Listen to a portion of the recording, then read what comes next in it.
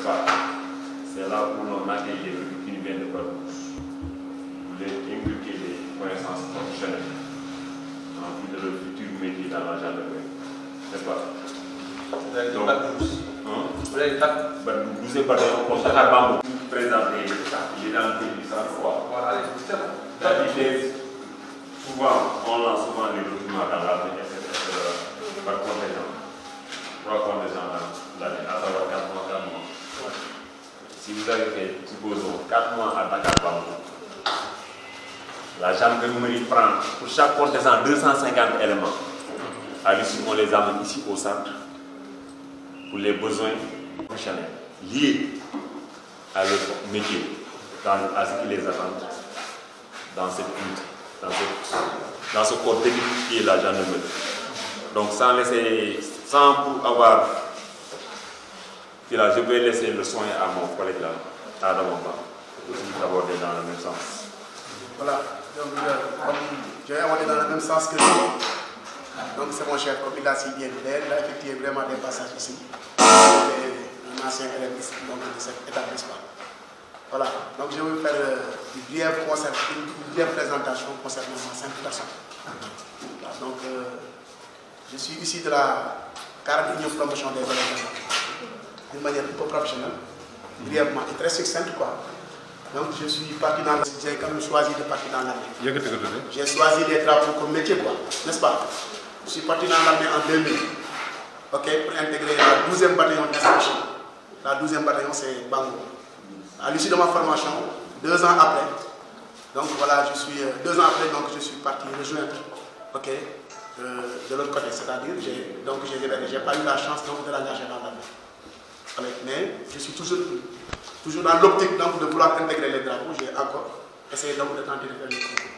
Ce n'est qu'en 2017 que j'ai admis donc les concours, mais cette partie en qualité donc de gendarme. Ok, 2 ans, 3 ans après, je suis titulaire. Ok, chez nous, quand vous avez fait après la formation, vous êtes titulaire, c'est-à-dire vous quittez d'un étape à un autre, n'est-ce pas? C'est là que je suis devenu gendarme, n'est-ce pas? Vous voyez ici, vous avez vu 3 épaulettes. Donc ça c'est l'MDR chef, maréchal des logiciels. Ça veut dire que moi, je suis un gradé au niveau de la gendarmerie. À partir de ce moment, je peux devenir un commandant ou bien un adjoint au commandant de brigade, n'est-ce pas?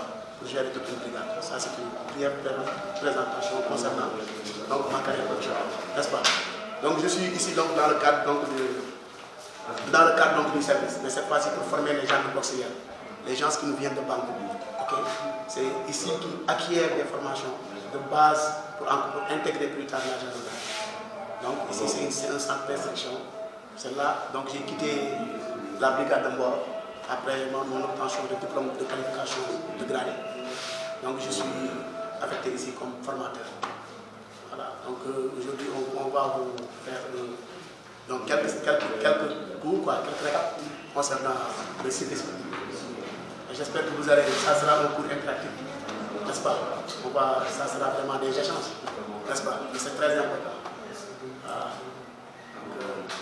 Lui aussi également il est brigadier, il n'est pas encore, il n'est pas jamais titulaire, il est brigadier. Donc on a des choses qu'il nous épaule en fait, pour qu'il nous prête un peu même fois concernant nos actes pédagogiques. Donc c'est à peu près ça. Donc nous serons à l'attente de vos questions, ok? Et nous aurons toutes les dispositions, ok? Nous sommes assez préparés pour répondre à toutes les questions qui seront susceptibles d'être posées ici, n'est-ce pas? Mais toujours dans le cadre du sujet, quoi, n'est-ce pas? Voilà. Merci. On doit applaudir ou bien dire oui, voilà, nous souhaitons la bienvenue et un bon déroulement des activités. Effectivement, en collaboration avec le club, avec le Forum civil, nous avons installé un club. C'est un groupe restreint. Ce groupe-là, peut-être parmi ces groupes, nous allons former des élites. Je vous informe, voilà, ces élèves, le groupe est restreint, encadré également par des professeurs encadrés de ces activités. Maintenant, il y a des activités que nous avons déroulées. Et à la fin, nous allons faire donc un mini-concours, ou bien un mini-test, et voir quel est l'élève, bien quels sont les élèves qui vont remporter les prix. d'après ce que nous avons ficelé avec le Forum civil, il y aura donc une activité phare qui va donc clôturer tout ce que nous avons fait. En tout cas, c'est un grand plaisir pour nous de vous recevoir. Non pas, et surtout là où j'avais commencé. Parce que le but de la formation, c'est donc de former un citoyen modèle. Quelqu'un qui va s'insérer dans la société, être utile pour lui d'abord, et à sa famille, et pour toute la nation. Le cercle est circonstancié. C'est vous d'abord, votre famille, et de manière cyclique, par cette, donc vous allez gagner toute la nation. Je vous remercie également parce qu'au moment où nous sommes en train de dormir, bien chez nous, prendre nos repas, croyant que demain nous allons trouver notre école là, à 8 h, eux ils sont là la nuit, en train de faire le tour la ronde pour assurer notre sécurité. Nous leur devons respect et honneur. J'ai bien aimé là où vous avez commencé, parce que mon objectif, je ne suis pas de Kaymer, je l'ai dit avant de quitter Kaymer, mais j'aurais bien aimé se sensibiliser. Il dit qu'il a le baccalauréat à son âge. Donc vous devez avoir plus que le bac. Il y a des temps, il fallait avoir le BFM pour enseigner. Maintenant, c'est le bac pour enseigner. Vous devez être ambitieux, travailler davantage. Maintenant, dans ça, respectez les règles dans deux que vous avez le civisme. Nous sommes d'accord. Et qui va porter sur votre environnement, le respect de votre environnement. Vous devez encore être plus ambitieux et travailler davantage. Et quand vous aurez votre bac, si vous voulez rejoindre l'armée, le recrutement, vous pouvez le faire. Allez à Dakar, et nous, on dira Dakar Bango. Voilà. Dakar Bango. Là, vous allez faire de 3 à 6 mois. Hein? Et quand vous sortez, on va vous recruter et vous mettre là, dans un des camps. Vous allez faire encore 6 plus, encore 18. Ça, 6 plus 16. Ça vous fera 2 ans. Hein? Vous faites 2 ans. Si on vous libère, vous pouvez faire un concours pour rejoindre le corps d'élite de la gendarmerie. C'est la gendarmerie qui est la police de l'armée. C'est eux qui contrôlent. Ah mon cher, c'est ça. Voilà, c'est la police. Si vous voulez être policier de la police, vous devez faire l'armée. Nous sommes d'accord. Maintenant, c'est la raison pour laquelle chaque jour je me bats avec vous dans cette pour la pousser à risque. Parce que moi je n'existe plus. Je ne peux plus avancer. Mais ce fait qu'il y a un honneur, je dois me battre avec vous dans l'ensemble de mon corps pour vous pousser à la réussite. Mais sachez que je vous aime, pas de cette manière, comme vous dites chacun. Ici à Kébémer, mais j'ai de très belles souvenirs. Donc, comme étant jeune comme vous, il y a des années en arrière, j'étais à votre place. Mais on n'avait pas ce genre de discours tenu par des professionnels, mais par des professeurs qui nous exhortaient à travailler, d'aller de l'avant, de nous battre jours et nuits pour aller de l'avant. La réussite ne dépend pas des professeurs ou du principal. La réussite dépend de vous, de vous-même. Chaque personne doit, en se levant le matin, doit dire que je suis capable d'aller de l'avant. Je dois vaincre mes peurs, aller de l'avant et réussir. Réussir, c'est une abnégation, une volonté de se lever tous les jours, dire non, il fait froid, je vais me coucher, non. Il fait froid, il faut se battre, réveiller, aller à l'école. On vous couche, on vous nourrit, on vous dorlote. Mais la seule chose qu'on vous demande, c'est d'étudier. Même si vous ne réussissez pas, on vous cajole et on vous dit, allez à l'école encore. L'âge prend de la place, mais en étant jeune, on peut beaucoup faire. Et je vous encourage à aller de l'avant. Sur ce, je vais vous lire un petit poème écrit par M. Assis Kant. À mes rêves, j'ajouterai un vœu ardent, celui de vivre dans un monde meilleur. À mes rêves, j'ajouterai un vœu ardent, celui de vouloir chaque citoyen se pencher sur les vraies questions de l'heure. S'investir en corps et âme contre ces pratiques infâmes. À chaque seconde, la forêt est agressée. Et pourtant, c'est notre devenir qui est engagé. Un air pollué, une terre complètement dégradée, de nos gestes incontrôlés, la forêt, un bien commun naturel. un véritable cadeau de ciel. À mes rêves, j'ajouterai un vœu ardent, celui de voir les citoyens unis pour un seul et même combat. Préserver la forêt, cela mérite bien que l'on se batte. Se battre, comme disait Maître Abdoulaye Wade, se battre chaque jour pour aller de l'avant. Vous êtes les futurs présidents du Sénégal, les ministres de demain. Donc chaque citoyen doit se dire que je dois être un modèle pour mon peuple. Construire de nouveaux citoyens, comme on le disait à l'école, nouveau type de Sénégalais. Le nouveau type de Sénégalais, c'est vous. Ne vous abstraitez pas sur les cours et tout ça. Il y a le téléphone, le smartphone. Ça nous détériore de notre intelligence. On peut l'utiliser juste pour le dictionnaire, pour se ressourcer. Mais après ça, on se concentre sur nos études. Je vous remercie de m'avoir écouté. Bon, pratiquement ça a été bien.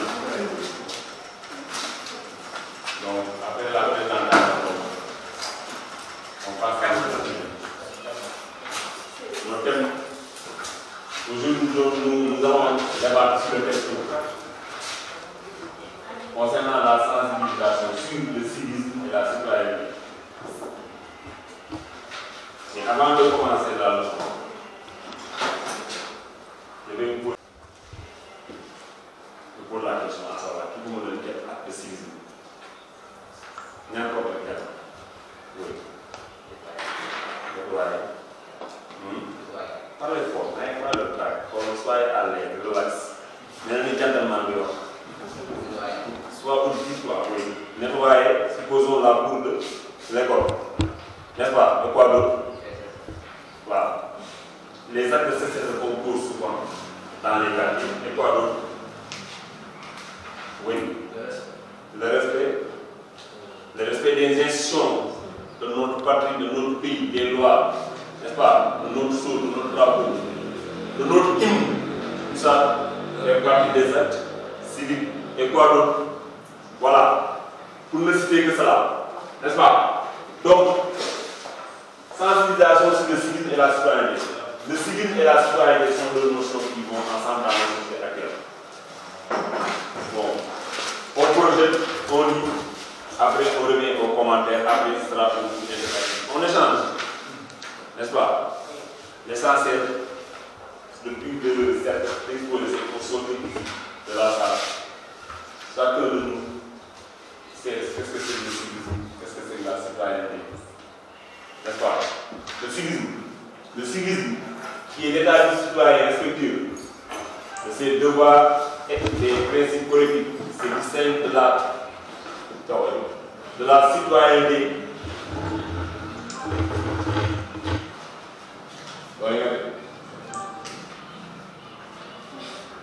La machine là n'a pas la version PowerPoint. Raison pour laquelle on travaille avec la version Word. Ça pose du problème. C'est pour qui la machine? Voilà. On est beaucoup plus à l'aise avec la version PowerPoint. Ok. Avec la version Word, souvent, ça dérape. Le civisme qui est l'état du citoyen respectueux de ses devoirs et des principes politiques, se distingue de la citoyenneté, qui n'est que la condition de citoyen, la civilité,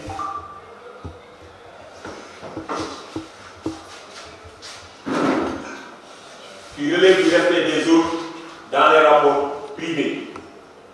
Le civisme désigne le respect, c'est-à-dire l'attachement et le dévouement du citoyen pour son pays ou pour la collectivité dans laquelle il vit. Cela s'applique en particulier à l'institution qui représente cette collectivité, à ses conditions et à ses lois. Plus généralement, le civisme et le dévouement pour l'intérêt public, pour la chose publique. Le civisme nécessite une conscience politique, entre guillemets, c'est important là, et implique la connaissance de ses droits en tant que citoyen, ainsi que ses devoirs vis-à-vis de la collectivité. Le civisme est l'état du citoyen respectueux de ses devoirs et principes collectifs se distingue.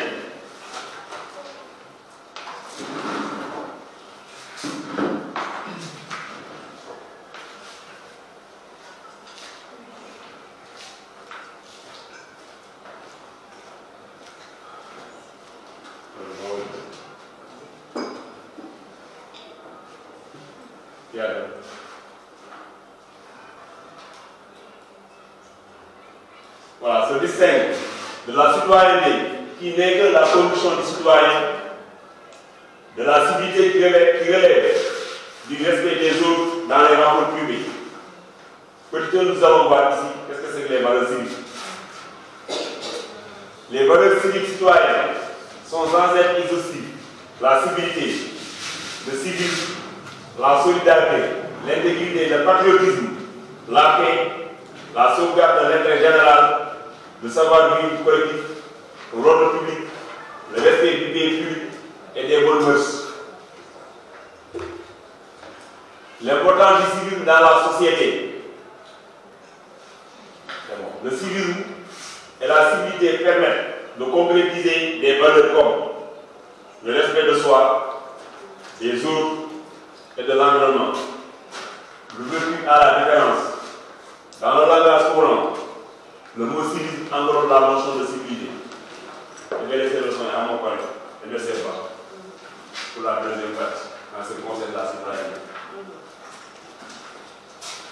Donc, comme il a si bien dit, j'apporte toujours dans le même sens. Donc, dans l'entendement de ces propos, il vous a posé la question à savoir, il y a une idée par rapport à un acte de civisme.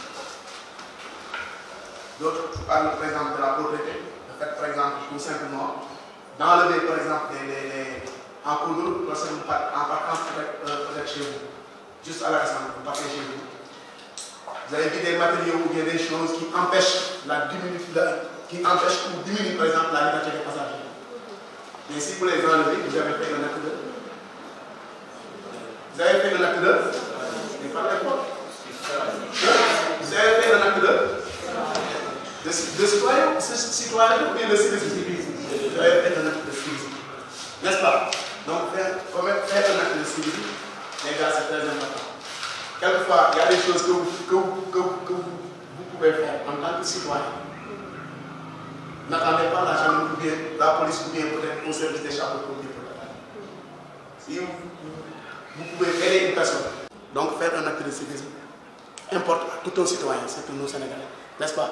Et on a des valeurs vraiment très importantes qui entrent exclusivement donc par rapport à ces actes de civisme. Comme il l'a si bien dit, je pense que vous avez compris. N'est-ce pas? Mais donc on va aller pour aller trop vite, comme on a accusé un peu de retard. N'est-ce pas? La citoyenneté peut être définie comme la jouissance des droits civiques attachés à la nationalité. C'est-à-dire la jouissance de l'ensemble des droits privés et publics qui constituent les statuts des membres d'un État donné qui les reconnaît comme tel. Donc, la citoyenneté peut être définie comme la jouissance des droits civiques. Qui peut me donner un droit civique? Droit civique, par exemple. Oui? Respecter son drapeau. Oui? Respecter son drapeau. Effectivement, fait partie des droits civiques. Ok? Et quoi d'autre? Le fait d'être sénégalais et d'avoir la nationalité sénégalaise. Et de jouir de tous les droits d'un Sénégalais. N'est-ce pas? Ça fait partie donc des droits civiques. Tout de suite, quand on vous prive d'un droit civique, ma foi, il y a des sanctions qui vous privent les droits civiques. C'est-à-dire qui vous privent le fait d'avoir tout simplement la carte nationale d'identité. On peut vous le priver et également vous le faire et en même temps le priver à ta famille. Donc il y a des infractions, si vous le commettez tout de suite, on peut vous retirer votre nationalité ou bien vos droits civiques. Donc les droits civiques donc, sont très importants. Ici on parle de droits civiques, la citoyenneté peut être définie comme la jouissance des droits civiques, attachés à la nationalité, n'est-ce pas? C'est-à-dire la jouissance de l'ensemble des droits privés et publics qui constituent le statut des membres d'un État donné et qui les reconnaît comme tel. Donc vous devrez être conscient de votre État. non seulement des Sénégalais, et d'appartenir à un pays comme le Sénégal, et aimer son pays également. Aimer son pays, n'est-ce pas? Donc c'est très important. Défile. Ok. Principale valeur donc, de la citoyenneté. Le civisme, la civilité et la solidarité sont trois valeurs fondamentales à une citoyenneté responsable. Chacune d'elles font du citoyen l'acteur d'une vie harmonieuse et épanouie au sein de la communauté. Donc le civisme et la civilité et la solidarité. Donc nous, en tant que Sénégalais, nous jouissons donc des valeurs vraiment très importantes. Ok? Même aujourd'hui, si vraiment le coutume l'admet, alhamdulillah, Rabbil Alamin, on dit que le Sénégal c'est un pays de la terre. Si vous partez dans les autres pays, même au Mali, ne serait-ce que même les pays de la sous-région, ce que vous avez laissé au Sénégal ici, vous ne les verrez pas dans les autres pays. Là, vous verrez que vraiment ici, on éprouve un respect spirituel envers nos parents. Ok? Et certains trucs de tabou ne nous permettent pas vraiment d'offenser nos supérieurs. Par contre, le Toubab n'a pas vraiment ses valeurs.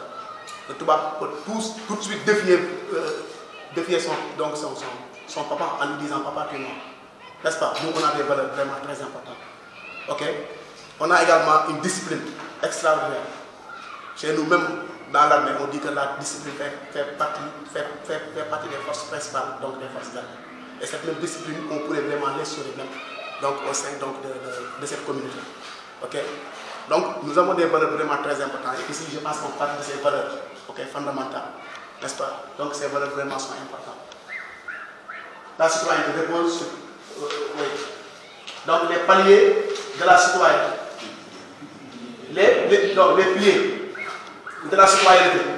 La citoyenneté repose sur 4 piliers. Ok? Quelqu'un pour lire? Oui, debout. Et tu lis fort. Tu lis pour la communauté. Oui. La citoyenneté repose sur 4. La dimension politique. Merci. La dimension politique de la citoyenneté renvoie aux droits politiques et aux responsabilités envers le système politique. Très bien. Oui. La dimension sociale, la dimension culturelle, la dimension économique. C'est après ça. Donc c'est ça. Vous avez compris les dimensions politiques. Oui, les dimensions politiques. La dimension politique. La dimension politique de la citoyenneté renvoie aux droits politiques et aux responsabilités envers le système politique. N'est-ce pas? Est-ce que vous avez compris? Ok. La dimension sociale. Donc l'aspect social, ça vient toujours. Donc on ne peut pas parler de civisme sans pour autant parler de l'aspect social, qui est très important. N'est-ce pas? L'aspect social, ça domine sur tout. N'est-ce pas? Et vous comprenez, et vous n'êtes pas censé ignorer que tant qu'il n'y a pas de social, même ici au niveau de l'école, tant qu'il n'y a pas de social, ça ne part pas, n'est-ce pas? Voilà. Voilà. Donc c'est ça. Donc l'aspect social est très important. Ici on parle de l'aspect social. La dimension politique de la citoyenneté renvoie aux droits politiques et aux responsabilités envers le système politique. Donc si on n'est pas civisme, les gars, on ne peut pas faire donc de la politique, si je peux m'exprimer ainsi. Ça renvoie à dire qu'effectivement, on doit être, non seulement, on doit bénéficier, donc on doit jouir des droits civiques, ok? Également, on doit être un citoyen sénégalais pour remplir toutes les conditions pour être, en tout cas, pour être élu, pour être un président, comme vous le prétendez tous à l'avenir. J'espère que dans cette salle, il y a des futurs présidents de la République. Il faut dire amin au passage, n'est-ce pas? Donc, ces actes civiques donc, sont très importants. Et tant qu'on n'est pas citoyen, on ne peut pas bénéficier donc, de ces actes civiques, on ne peut pas à l'avenir s'approprier donc de ces avantages ou bien donc de ces avantages aussi prestigieux. Donc, c'est très important donc, de les connaître. D'où l'importance, d'où la raison de dire que la citoyenneté repose sur 4 piliers. La dimension politique. La politique, vous le connaissez bien. Donc, il y a des conditions également pour être élu. ou bien pour être un futur président, ou bien pour être un futur cadre dans ce pays. N'est-ce pas?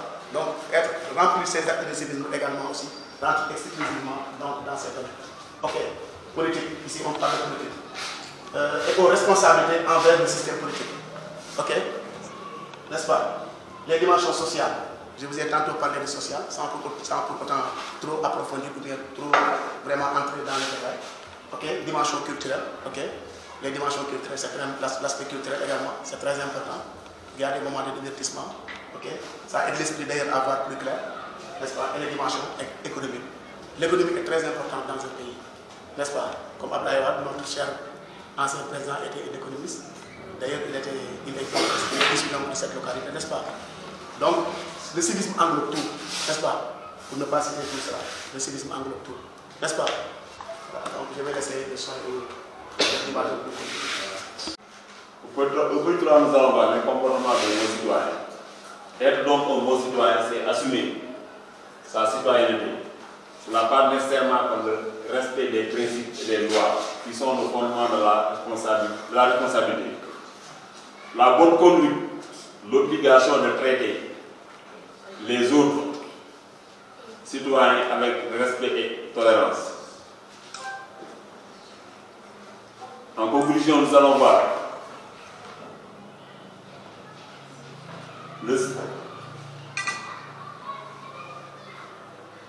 le citoyen doit respecter les institutions de la République. Il a des droits mais aussi des devoirs. Ces derniers doivent être respectés surtout par le citoyen conscient.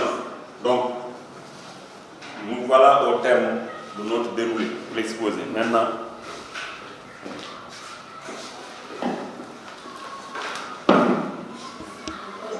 on est largement à votre disposition en ce qui concerne les échanges, réponses, suggestions. Ça soit animé. Ça sera beaucoup interactif. Donc, s'il y a des contributions. S'il y a des contributions, on va même des discussions à faire. Voilà. Merci du brillant exposé. Merci du brillant exposé. Et pour dire qu'on aura aussi des contributions. Donc, ils sont là pour on a des professeurs de LAG, histoire et géographie. Ils font en même temps l'éducation civile. Donc, ils ont des contributions. Ensuite, on vous demande pour la prise de notes. Ce n'est pas comme le prof qui est devant nous, créé à la main. Donc, la prise de notes est importante. Si vous avez des questions, d'accord, ils sont à votre disposition. Donc, je vais laisser Michel Kété. Après, peut-être Michel Yann, s'ils ont des contributions à apporter. Merci. Bonsoir tout le monde. Bonsoir. Bonsoir, chers militaires. Merci.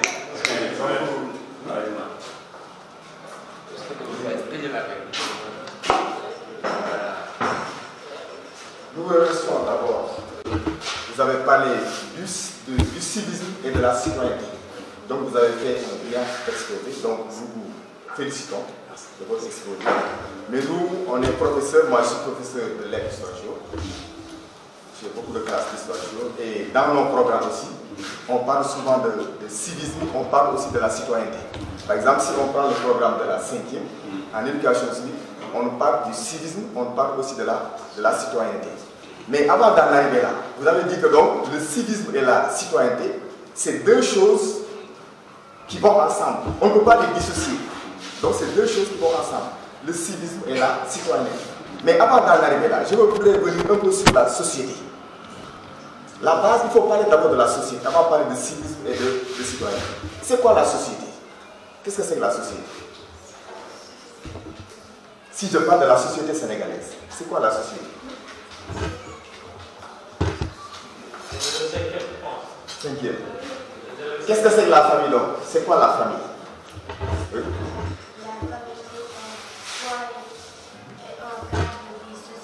C'est un cadre de vie sociale, n'est-ce pas? Donc dans la famille, il y a le père, il y a la mère, il y a les enfants, donc il y a tous les membres de la famille. Et la famille est considérée comme une société. Mais c'est une micro-société.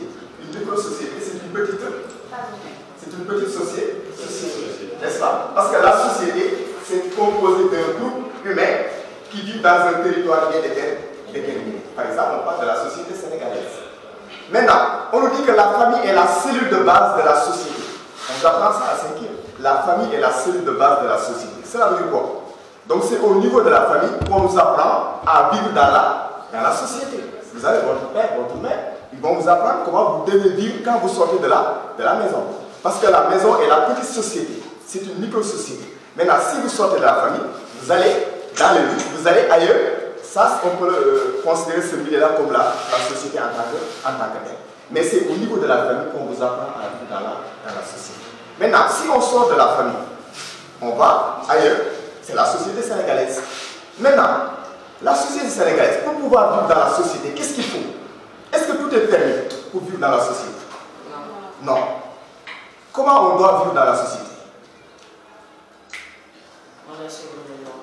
On doit Suivre les lois. Suivre les lois. Donc, la société est régie par des lois. La société est régie par des lois et des règlements. Donc, on fixe des lois, on fixe des règlements pour pouvoir vivre dans la société. Maintenant, dans la société, s'il n'y avait pas de règles, s'il n'y avait pas de loi, s'il n'y avait pas rien, on allait vivre dans ce qu'on appelle l'anarchie. Mais est-ce que c'est possible de vivre dans l'anarchie? Vous savez ce que c'est que l'anarchie? L'anarchie, tout est permis. L'anarchie, tout est permis. Chacun fait ce que bon lui semble. Et dans ce cas, on peut dire que donc on ne vit plus en société. On est dans un autre milieu, peut-être dans un milieu animal. N'est-ce pas? C'est la raison pour laquelle, pour pouvoir donc vivre dans la société, il faut respecter les lois et les règles. Maintenant, si on sort de la société, on peut parler maintenant de notion de civisme et de citoyenneté. Le civisme, c'est quoi? Le civisme interpelle quelque chose qui appartient à tout le monde. C'est une chose publique. On parle de choses publiques. Tout à l'heure, un élève a dit que donc, nettoyer la cour de l'école. Mais la cour de l'école appartient à qui? Ça appartient à moi. Ça appartient à vous. Ça appartient à qui? À tout le monde. Donc on peut revenir encore sur le patrimoine. Donc la cour de l'école, on peut le considérer comme un patrimoine. N'est-ce pas? Et vous m'avez parlé donc de patrimoine naturel. Il n'y a pas seulement le patrimoine naturel. Il y a le patrimoine naturel, il y a le patrimoine historique. Il y a aussi le patrimoine matériel et immatériel. Et ces patrimoines-là, ce sont des biens qui appartiennent donc à tout le monde. Et maintenant, ces biens-là doivent être sauvegardés, doivent être protégés. Et on doit faire aussi la promotion aussi de ces biens-là. N'est-ce pas? Donc, raison pour laquelle, si on revient un peu sur le civisme nous interpelle à quelque chose qui appartient donc à tout le monde, un bien public. La place qui se trouve, la place publique, à la mairie, il y a la place publique. Ça appartient à tout le monde. Qu'est-ce que nous devons faire de cette place publique-là? Est-ce qu'on doit jeter des ordures? Est-ce qu'on doit uriner là-bas? Qu'est-ce qu'on doit faire? On doit nettoyer. On doit protéger donc ce lieu public parce que ça nous appartient à nous tous. On avait l'habitude aussi de mettre dans les salles de classe, ne pas salir, nettoyer et ne pas salir. Tout ça, ce sont des actes de civisme. Donc ça veut dire que donc, vous ne devez pas dissimuler les papiers là ici. Vous devez entretenir la salle, vous devez balayer la salle. Donc tout ça, ce sont des actes de civisme. Donc vous voyez bien. Donc d'une manière générale, on peut dire que donc, civisme et citoyenneté, donc c'est deux choses qui vont ensemble. N'est-ce pas? Maintenant, si on revient un peu sur les droits, et chaque personne donc a des droits. Il y a le droit à l'éducation. N'est-ce pas? Vous êtes ici à l'école. Vos parents vous envoient à l'école, vous avez le droit à l'éducation.